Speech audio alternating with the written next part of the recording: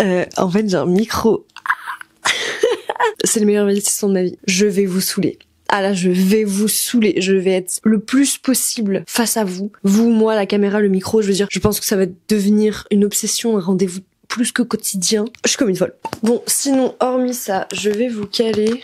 J'espère que c'est pas trop fort ici. Aujourd'hui, là, il faut que je me prépare parce que je pense que je vais être en retard. Il faut que je me prépare, mais je voulais absolument vous tourner cette vidéo, donc en fait, on va faire une pierre deux coups. Voilà. Il faut que je vous parle de la suite de ma réflexion dans ma quête de moi, là, sur ma vision. Et je sais même plus quoi dire. Ok. Le cadre a vraiment pas l'air ouf. Ok, donc je voulais parler de la girl boss era dans laquelle j'ai été pendant tellement d'années, genre depuis mes 17 ans, et où j'en suis aujourd'hui, alors que je ne pensais jamais quitter cette girl boss era. Voilà.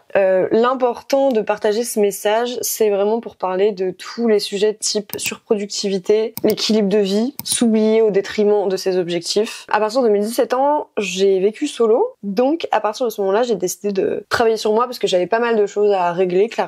De grosses crises d'angoisse, pas mal de petites choses pas fun dans ma life, qui font que je m'étais dit, voilà, c'est un nouveau départ, je pars à plus de 800 km de chez moi. Nouveau départ, quoi. Nouveau départ, je vais me soigner. J'ai fait quelques trucs trop fun, type un rendez-vous avec un hypnothérapeute qui m'a beaucoup aidé dans mon cheminement et tout. Et à côté de ça, j'ai très vite travaillé sur moi, donc avec des livres de dev perso, en faisant beaucoup d'exos, voilà, pour apprendre à me connaître, pour savoir ce que je veux. Et j'ai très vite instauré du coup une routine, parce que c'était la première fois que je vivais solo. Donc je me suis instauré une routine histoire de me sentir vraiment bien, vraiment saine dans ce que je fais, ce que je construis et tout. Vraiment, c'était trop bien. Franchement, je vais pas mytho. À partir de ce moment-là, du coup, j'ai appris à me lever tôt, à vraiment profiter de ma vie. Bah, j'acceptais toutes les facettes de moi parce que j'étais en pleine découverte, donc j'étais pas en mode jugement, j'étais juste en mode bah voilà, je passe par là, je passe par tel chemin. Enfin bref, c'était vraiment que de l'exploration et c'était trop sympa.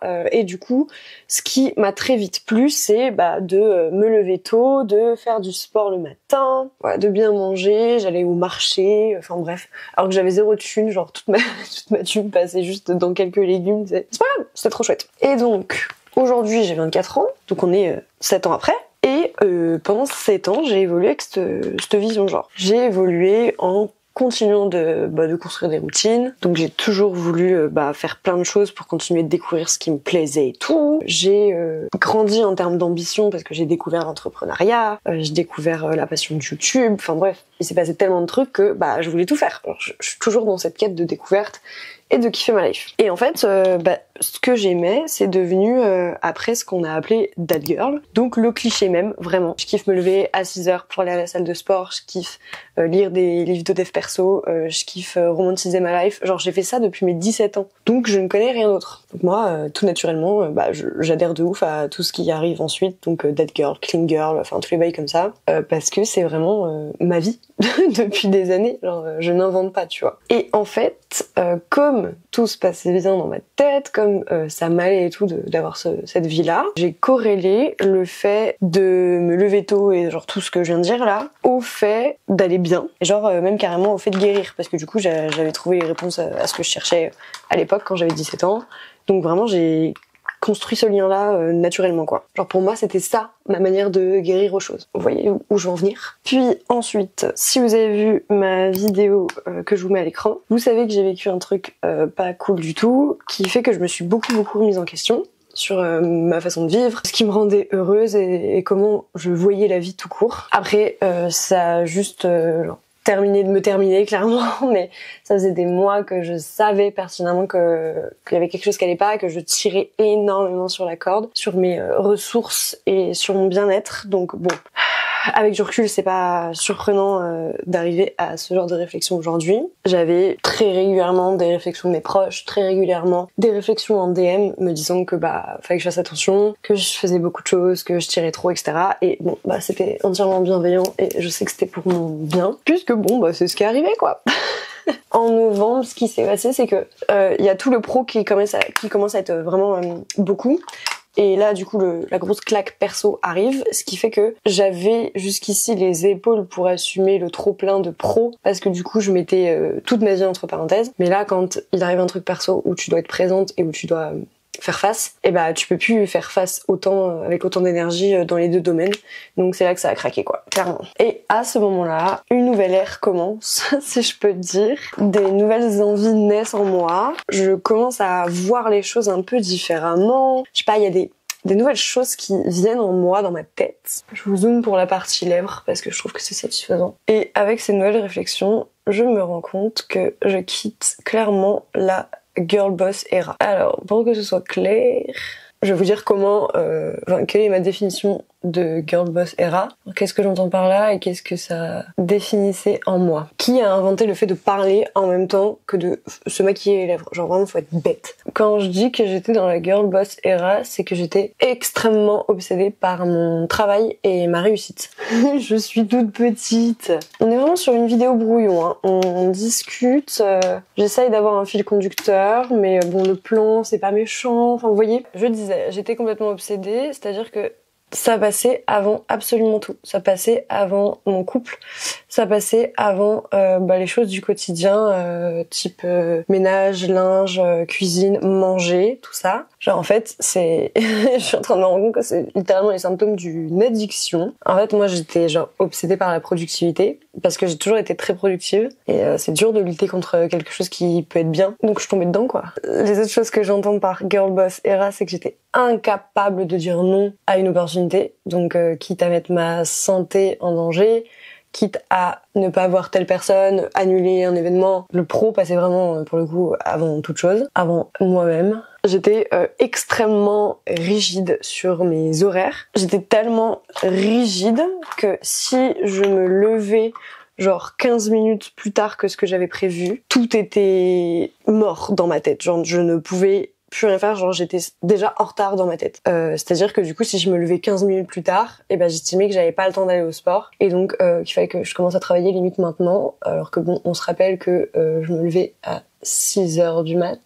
Détends-toi ma grande. Et enfin, qu'est-ce que j'entends par girl boss era, c'est d'être constamment dans une course effrénée pour être la plus productive possible, pour terminer des to-do list qui sont genre inhumaines. Très honnêtement, je suis la reine de la productivité et de l'organisation. Donc, je repoussais sans arrêt mes limites, ce qui peut être bien dans un sens, ce qui peut être complètement destructeur dans l'autre. Et bah, dans mon cas, ça a été destructeur, évidemment. Enfin bref, j'ai aucune idée de comment vous allez percevoir ça de l'extérieur. Mais bon, moi, je partage de manière très honnête. Si vous trouvez que ça fait pitié, bah écoutez, ça fait pitié, il n'y a pas de souci. Je tiens quand même à dire que je sais pas, honnêtement, si j'ai participé à un mouvement qui a été malsain. Je sais que la girl boss era, c'est vraiment un truc qui peut être malsain pour certaines personnes, mais je sais pas si, à titre perso, certaines personnes de mon audience ont regardé mes vidéos et se sont senties mal, ou si j'ai culpabilisé du monde, ou si je sais pas à quelle échelle j'ai pu faire quelque chose qui a pu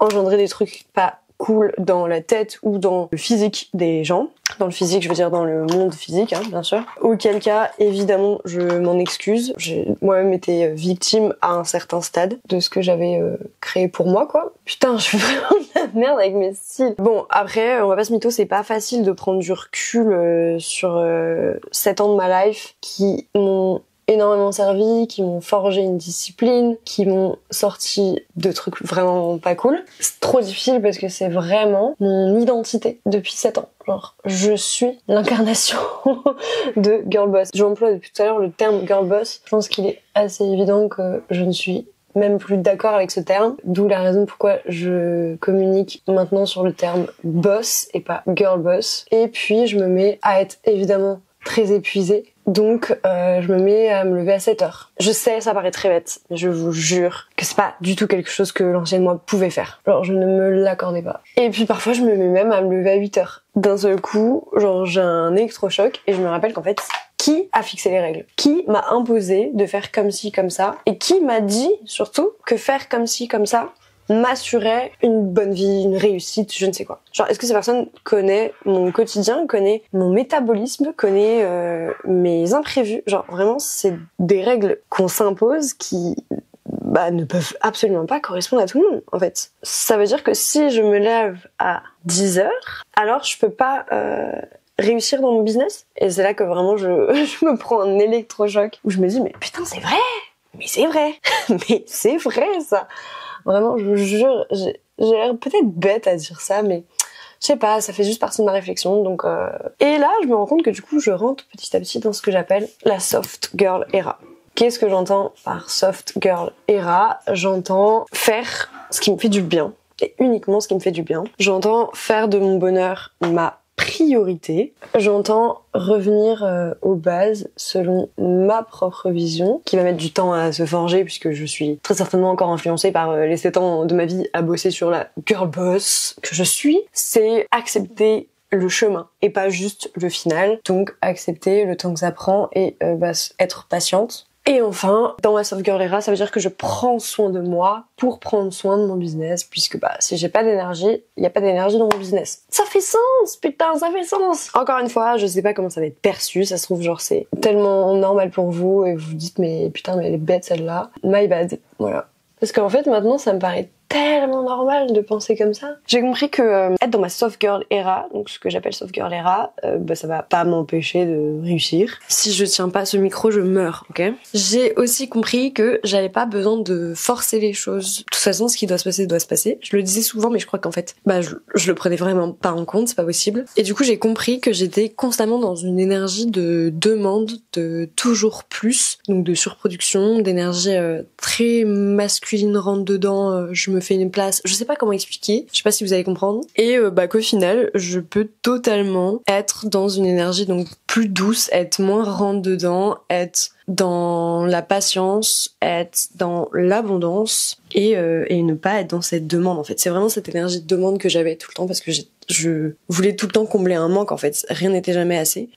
Et quand tu te contentes de ce que t'as et que t'es déjà super fier de ce que t'as et que tu acceptes le chemin, j'ai l'impression que ça vient encore plus vite à toi. J'ai l'impression que c'est logique maintenant.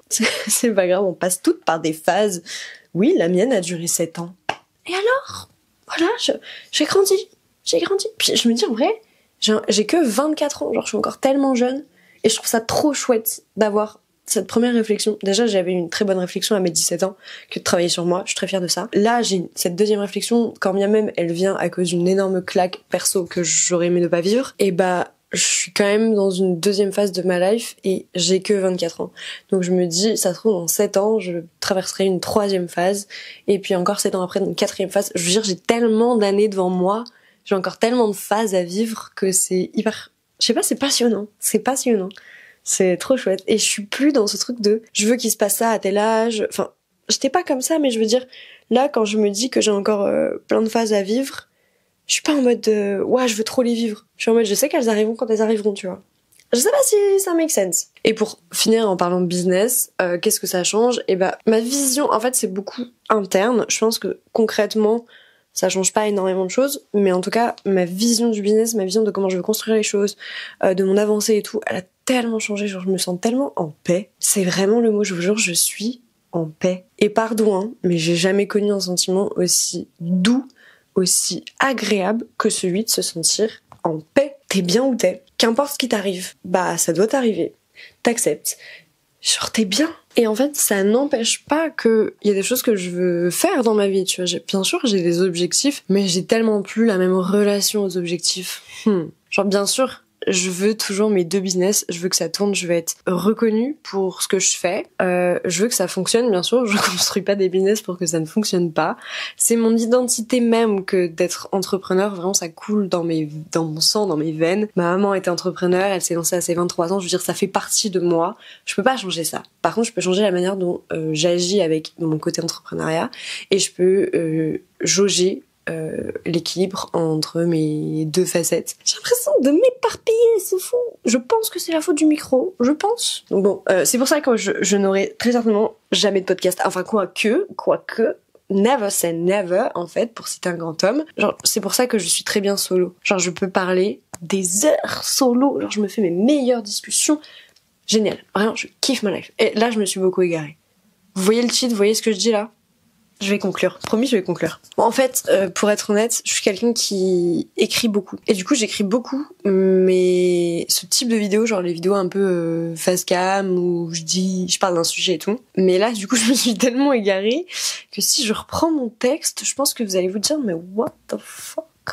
Bon, peut-être que même vous avez déjà quitté la vidéo, c'est possible. En tout cas, je vais pas reprendre mon texte, mais je pense que ma conclusion en général elle est bonne. Je vous lis le texte, ok? Attendez, je sois sérieuse. Oh, me déconcentrez pas comme ça. Non, je n'ai pas besoin de me sacrifier. Il y a aucune règle, si ce n'est de suivre mon instinct. J'avais écrit intuition. J'ai dit instinct. J'ai suivi mon instinct. Tu vois, avant, quand je disais que j'étais sous l'eau, que j'avais pas le temps ou que j'étais stressée, c'est parce que je travaillais de 7h à 22h, quasi non-stop, et que malgré ça, je finissais pas mes to-do list. Et je travaillais vraiment efficacement en plus. Je suis vraiment quelqu'un d'efficace dans l'âme, donc je procrastinais peu parmi ces longues heures de taf. Donc imagine la charge de taf. Je vous la fais en mode un peu friendly, un peu...